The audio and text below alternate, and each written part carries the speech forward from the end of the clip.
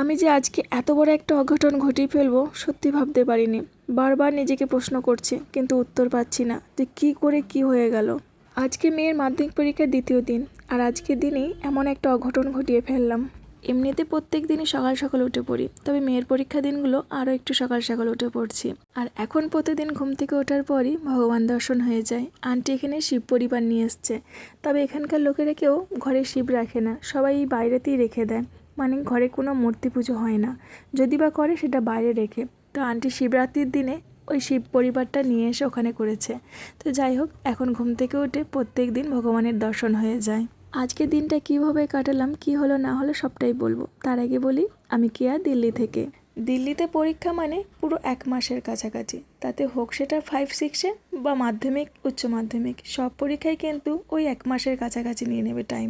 আসলে এখানে সমস্ত ক্লাসের একসঙ্গে পরীক্ষা শুরু হয়ে যায়, আর সেই কারণেই এরকম দ্বারা টাইম লেগে যায়। আর এছাড়া এখানকার গার্জেনরাও কিন্তু এটা খুব ভালোভাবে মেনে নেয়। ওনারাও বলে যে এক টানা না পরীক্ষা হয়ে মাঝে মাঝে গ্যাপ দিলে বাচ্চারা সাবজেক্টটা খুব ভালোভাবে তৈরি করে নিতে পারবে, তাতে পরীক্ষা দিতে খুব সুবিধা হবে। প্রথম আমার এই ব্যাপারটা একটু বিরক্ত লাগতো, তবে এখন আর সেরকম কিছু মনে হয় না। এখন মনে হয় বেশ ভালোই। ঘরেতে যা বাসি কাজ ছিল সব কিছু করে নিয়ে স্নান টান করে নিয়েছি। এখন এই ঠাকুরের বাসি ফুলগুলোকে সব সরিয়ে একটু পরিষ্কার করে নেব। এমনিতেই তো মোহরানি পরীক্ষা দিতে যাবে, তার জন্য সকাল থেকে একটু তাড়াহুড়োই করছি। তার মধ্যে ভাবি আসবে আজকে তার মেয়েকে নিয়ে চুল বাঁধতে আমার কাছে। কাল থেকেই বলে রেখেছিল যে তার স্কুলে একটি প্রোগ্রাম আছে, তার জন্য আমাকে তার চুলটা একটু বেঁধে দিতে হবে।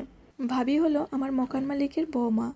কালকে খুব টেনশন করছিল যে স্কুল থেকে এরকম খোপা করতে বলেছে, আমি কি করে করব এটুকু চুলে। তো আমি বলেছিলাম কোনো টেনশন নেওয়ার দরকার নেই, তুমি সকাল সকাল আমার কাছে নিয়ে আসবে, আমি ঠিক তৈরি করে দেবো। সুখে দুঃখে ভাবি সবসময় আমার পাশে থাকে, প্রচণ্ড ভালোবাসে। তাই আমিও সবসময় চেষ্টা করি ভাবির সাথ দেওয়ার, ভাবির পাশে থাকার। তাছাড়া অনেক দিন হয়ে গেল আমি এই বিল্ডিংয়ে আছি, প্রায় বলতে গেলে আমরা নিজেদের লোকেদের মতনই হয়ে গেছি। আজকে মহারানী একটা ছোট্ট আবদার করেছে আমার কাছে, দুধ আলু ভাতে ভাত, তাকে আমাকে নিজে হাতে মাখিয়ে খাইয়ে দিতে হবে। ঠিক ছোটোবেলায় যেমন খাইয়ে দিতাম, দুধ দিয়ে আলু দিয়ে ভাত দিয়ে একসঙ্গে মেখে, ঠিক সেইভাবেই। আর এই ভাতটা ও খুব ভালো খায়। আমি এইভাবে যতবার ওকে ভাত মাখিয়ে খাইয়ে দিয়েছি, ও একটা ভাতও ফেলে রাখে না, একদম পুরো চুপচাপ খেয়ে নেয়। আর তাছাড়া আমার মেয়েটা সত্যি ভীষণ লক্ষ্মী, ওর কোনো খাওয়ার জ্বলন নেই, ওর পেট ভরলেই হচ্ছে। অনেক বাচ্চারা আছে অনেক সবজি টবজি খেতে চায় না, তবে আমার মেয়ে কিন্তু সেমন কিছু না, খাবে, তবে পরিমাণে অল্প দিতে হবে। তাতে যাই সবজি রান্না হোক না কেন, তবে ও একটু নিরামিষী রান্না খেতেই বেশি পছন্দ করে। আজ মহারানীকে পরীক্ষা দিতে আমি আর নিয়ে যাব না, আজকে ওর বাপি দিয়ে আসবে। আসার সময় আমি নিয়ে আসবো, ওর বাপি ওকে দিয়ে ডিউটি চলে যাবে, আর আমি তারপর গিয়ে ওকে নিয়ে আসবো। ওরা দুজনে বেরিয়ে যাওয়ার পরই আমি ঘরদোরটা একটু ভালো করে পরিষ্কার করে নিলাম, আর তারপর চলে এলাম রান্নাঘরে। শুধুমাত্র ভাতটাই করে রেখেছিলাম, সবজি কিছু করিনি, তাই এখন সবজিগুলো একটু রান্না করে নিচ্ছি। মহারানীর আজকে নিয়ে 2টো পরীক্ষা হলো, আর 2টো পরীক্ষায় শনিবার আর মঙ্গলবার পড়েছে, মানে এই দুদিনই আমাদের বাড়িতে নিরামিষী রান্না হয়।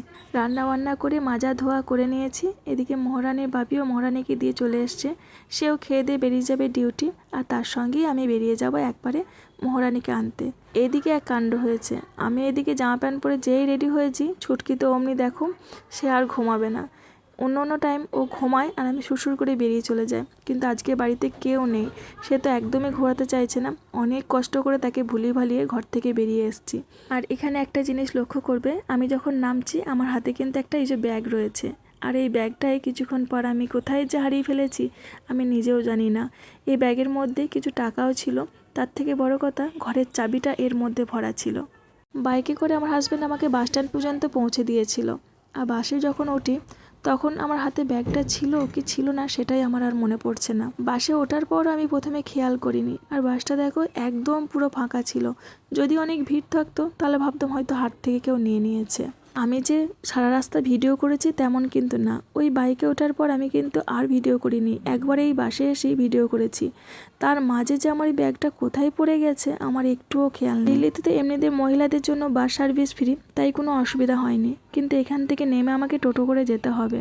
তো আমি এখানে অনেকজনকেই বললাম যে আমি অনলাইনে পয়সা দিচ্ছি, 50 টাকা অন্তত আমাকে দিন, তো সেরকম কেউ দেয়নি। এই যে মহিলাটাকে দেখছেন উনিও যাচ্ছেন ওনার ছেলেকে আনতে স্কুলে। আমি যখন সবার কাছে অনলাইনে পয়সা চাইছিলাম তখন উনি এসে বললেন যে চলুন আমি আপনাকে নিয়ে যাব। তা আমি ওনাকে বললাম ঠিক আছে আমি আপনাকে অনলাইনে 50 টাকা করে দিচ্ছি, আপনি আমাকে দিয়ে দিন। তো উনি বললেন কোনো দরকার নেই, আপনি চলুন আমি আপনাকে নিয়ে যাব। মানুষ হয়ে যদি মানুষকে সাহায্য না করি তাহলে কিসের মানুষ। সত্যি ওনার হেল্পটা আমি সারা জীবন মনে রাখবো। চিনি না জানি না অথচ মানুষ হয়ে এসে কেমন মানুষের পাশে দাঁড়ালো। ওনাকে দেখে আমিও কিছু শিখলাম আজ। এইভাবে আমিও যদি কারো পাশে দাঁড়াতে পারি তবে নিজেকে ধন্য মনে করব। তবে যাই হোক ঠিক টাইমে আমি মোহরানি স্কুলে এসে পৌঁছাতে পেরেছিলাম। আমি যখন গিয়েছিলাম তখনই সেই সবে সবাই পরীক্ষা দিয়ে বেরোচ্ছে, তবে আমার মেয়ে সবার শেষে বেরোয়। সব মেয়েরা চলে গেছে, আমি দাঁড়িয়েই আছি কখন আমার মেয়েটা আসবে। শেষে দেখি সে আসছে। এটা ভীষণ খারাপ হয়ে গিয়েছিল। তবে মেয়ে যখন এসে হাসি মুখে বলল যে মা আজ একটাও কোশ্চেন বাদ দিইনি, সবকটা কমন ছিল, সেটা শুনে সত্যি বলতে সব দুঃখ ভুলে গেছি। আর কিছু মনে হয়নি যে মেয়ে তো ভালো পরীক্ষা দিয়েছে, এর থেকে ভালো খবর আর কি আছে। তো যা হোক করে তো ঘরে ফিরে এলাম। তারপরে এই কাহিনী শুরু হলো, ট্যানসার প্লেট দিয়ে তালা কাটা। এই তালাটার চাবি কিন্তু ওই ব্যাগের মধ্যেই ছিল, আর সে ব্যাগ তো কোথায় পড়েছে আমি নিজেই জানি না। তাই আর কি করব, এইভাবেই এখন এই কাটতে থাকে। যেই দোকান থেকে এই তালাটা কিনেছিলাম সেই দোকান থেকে অনেকগুলো চাবি নিয়ে এসেছিলাম যাতে এটা খোলে, কিন্তু একটা চাবিও কাজে লাগেনি। এই চাবিগুলোই ওখান থেকে নিয়ে এসেছিলাম দোকান থেকে, যদি কাজে লাগে। তো উনি বলেই দিয়েছিলেন যে কোনো কাজে লাগবে না, আপনাকে তালাটা কাটতেই হবে। তো এখন এই কাটাকাটি শুরু করেছি। আমি তো এদিকে তালা কাটতে ব্যস্ত, আর আমার মোহরানিকে দেখো সে কি করে।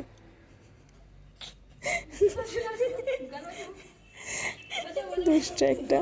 একে তো লোহার দরজা, তারপর ট্যানসেল বেলটা দিয়ে যখন আমি ঘষে ঘষে কাটছি তার একটা বিকট আওয়াজ হচ্ছে, আর সেই আওয়াজেতেই আমার কন্যা নাচ করছে। তো যাই হোক অবশেষে তালাটাকে কাটতে পারলাম। বেশ ঘন্টাখানেক সময় লেগে গেছে এই তালাটা কাটতে।